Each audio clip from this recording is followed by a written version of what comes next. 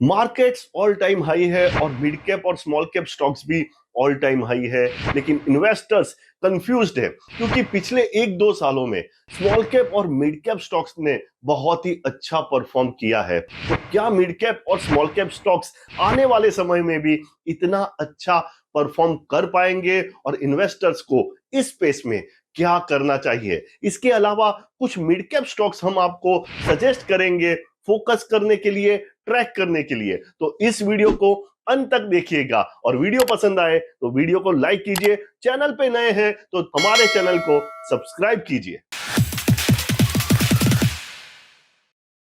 हम ये मानते हैं कि मिड कैप और स्मॉल कैप स्टॉक्स उतना ही अच्छा परफॉर्म आने वाले समय में करेंगे जितना अच्छा परफॉर्मेंस उन्होंने पिछले 2 सालों में दिखाया है। उसके पीछे क्या रीजन है और आपको इस स्पेस में किस तरह से इन्वेस्ट करना चाहिए वो हम बाद में डिस्कस करेंगे। सबसे पहले हम आपको कुछ मिड कैप स्टॉक्स बताएंगे जो आपको फोकस करना है, जिसको आपको ट्रैक करना है। सबसे पहला स्टॉक है बेक्टर फूड स्पेशलिटी।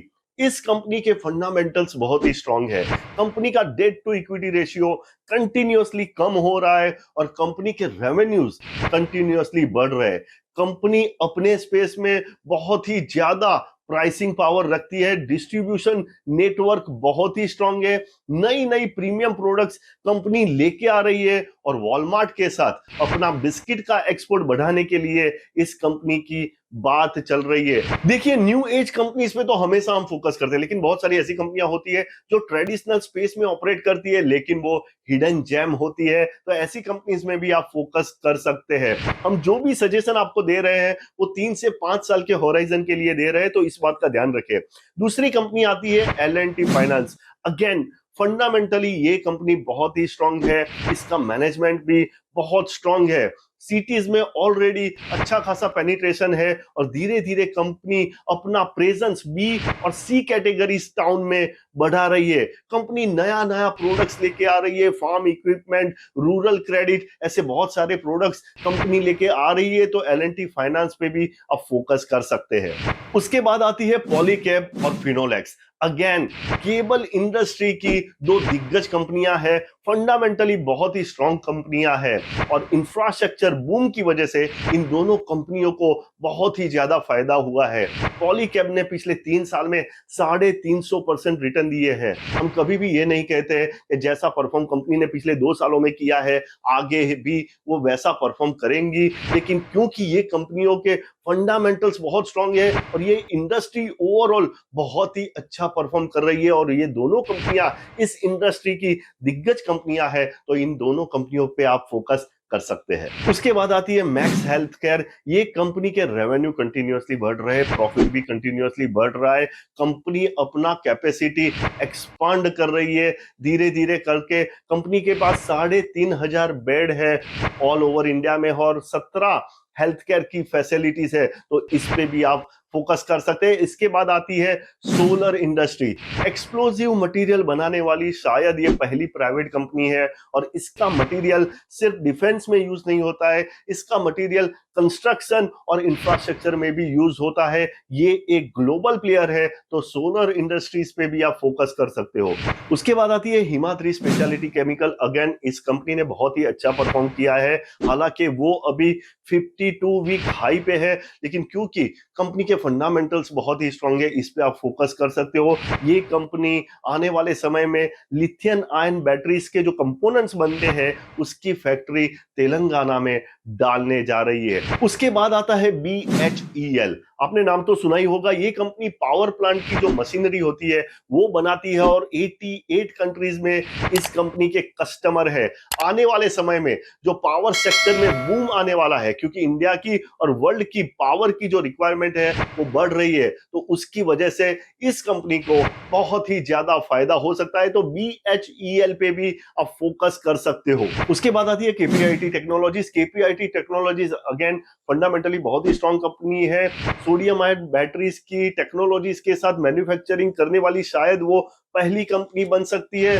बहुत ही स्ट्रांग कस्टमर बेस है, ग्लोबल प्रेजेंस है कंपनी का, तो KPIT टेक्नोलॉजीज पे भी आप फोकस कर सकते हैं। देखिए, अगर आपको मार्केट में पैसा अच्छा बनाना है तो आपको मार्केट में बने रहना पड़ेगा।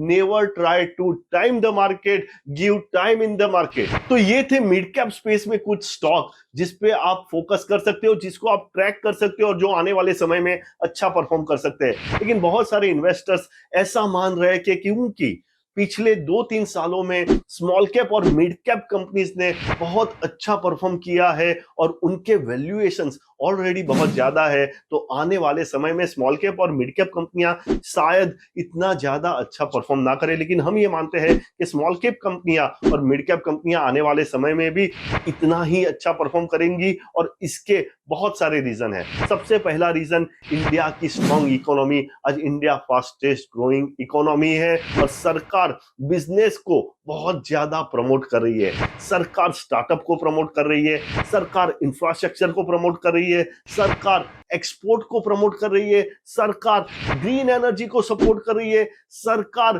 पीएलआई जैसी स्कीम लाके मैन्युफैक्चरर्स को सपोर्ट कर रही है। तो इंडिया में आज जो इकोनॉमी है वो बहुत ही तेजी से आगे बढ़ रही है और इसका बहुत ज्यादा फायदा मिड कैप और स्मॉल कैप कंपनियों को हो रहा है। यानी लार्ज कैप कंपनियों के मुकाबले मिड कैप और स्मॉल कैप कंपनियां और ज्यादा फास्ट ग्रो कर सकती है, क्योंकि दोस्तों जो लार्ज कैप कंपनियां होती है उनके पास ग्रोथ का स्कोप कंपैरेटिवली बहुत ही कम होता है, जबकि मिड कैप और स्मॉल कैप कंपनियां अच्छा खासा ग्रो कर सकती है क्योंकि उनका बेस जो होता है वो बहुत ही छोटा होता है लार्ज कैप कंपनियों के मुकाबले।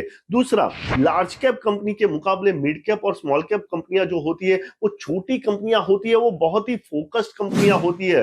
उसकी वजह से भी उनका जो ग्रोथ होता है वो बहुत ही फास्ट होता है। बहुत सारी स्मॉल कैप और मिड कैप कंपनियां इमर्जिंग सेक्टर्स में ऑपरेट करती है और क्योंकि ये सेक्टर्स बहुत ही ज्यादा फास्ट ग्रो कर रहे होते हैं तो ये छोटी छोटी कंपनियां भी बहुत ही ज्यादा फास्ट ग्रो करती है। जैसे कि ग्रीन एनर्जी का सेक्टर हो गया, ईवी सेक्टर हो गया, इंफ्रास्ट्रक्चर हो गया, तो ये सब जो सेक्टर्स है वो बहुत फास्ट ग्रो हो रहे हैं। तो ये छोटी छोटी कंपनियां भी ये सेक्टर के साथ अपने आप अच्छा परफॉर्म कर पा रही है। दूसरा, खास करके स्मॉल कैप कंपनियों में यह होता है कि बहुत कम एनालिस्ट उनको ट्रैक करते हैं, तो उनका जो सप्लाई होता है वो ज्यादा होता है और डिमांड होता है कम होता है, तो उनका जो प्राइस का जो अनलॉकिंग का जो पोटेंशियल होता है वो बहुत ज्यादा होता है। और लार्ज कैप और मिड कैप कंपनियां होती है उनका जो प्राइस एक्सप्लॉइटेशन होता है वो ऑलरेडी हो गया होता है, तो उसकी वजह से भी स्मॉल कैप कंपनीज और मिड कैप कंपनीज को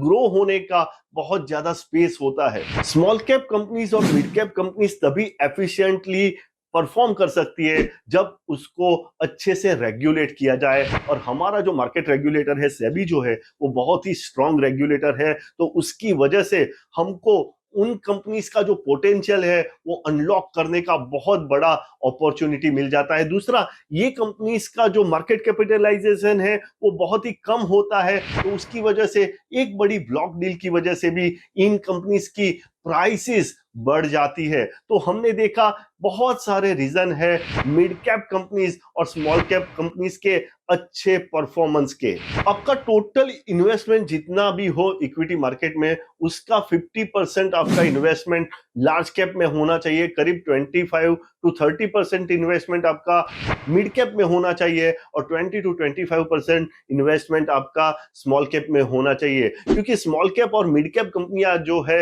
वो आपको रिटर्न्स में अपसाइड देती है, जबकि लार्ज कैप कंपनीज आपके पोर्टफोलियो को एक मैच्योरिटी देती है, एक स्ट्रेंथ देती है। आशा करता हूं ये वीडियो आपको पसंद आया होगा। इस वीडियो को ज्यादा से ज्यादा लोगों के साथ शेयर कीजिए, जिससे सबको पता चले कि आने वाले समय में मिड कैप और स्मॉल कैप स्टोरी कैसे अनफोल्ड होने वाली है। अगर वीडियो पसंद आया हो तो वीडियो को लाइक जरूर कीजिएगा और चैनल पे नए हैं तो हमारे चैनल को सब्सक्राइब कीजिएगा। अपडेटेड रहिए, इंफॉर्म्ड रहिए, क्योंकि दुनिया बदल रही है।